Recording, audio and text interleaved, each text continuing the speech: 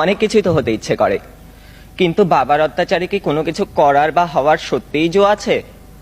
এই তো কদিন আগে বাসার সবাই মিলে নাটক দেখতে বসেছে। আমিও পরিবেশের গন্ধ শুকে আস্তে আস্তে এগোচ্ছি, কোন রকমের দর্শকের সারিতে জায়গা দখল করার জন্যে। অমনি বাবা গুরুগম্ভীর কণ্ঠে আদেশ জারি করলেন, 2 দিন পরে তোমার পরীক্ষা, এখন তোমার এসব নাটক ফাটক দেখা চলবে না। কি আর করা, দরজার চৌকাঠ থেকেই ফিরে যেতে হলো।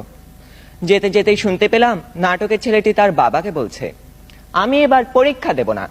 ইস, আমি যদি এমন করে বলতে পারতাম, এই নাটকের ছেলেটির মতো হতাম। কিন্তু এ তো শুধু নাটকেই সম্ভব। আবার স্কুলের কথাই ধরুন না কেন, সব সময় পরীক্ষা লেগেই আছে। ক্লাস টেস্ট, সাপ্তাহিক, মাসিক, টার্ম, এবং আমাদের স্কুলে আরো একটি পরীক্ষা আছে, পপ টেস্ট। অর্থাৎ বলা নেই কওয়া নেই, স্যার ম্যাডাম ক্লাসে এসে দুম করে বললেন, তোমাদের পরীক্ষা নেব। কি জ্বালা, এমনিতেই পরীক্ষার ভয় বাঁচি না, তা আবার এই পপ টেস্টের ভয় রাত দিন কাঁটা হয়ে থাকতে হয়। জনান্তিকে বলে রাখি, আমি যদি দেশের প্রধানমন্ত্রী হই তবে সবার আগে এই পরীক্ষা ব্যবস্থাটা তুলে দেব।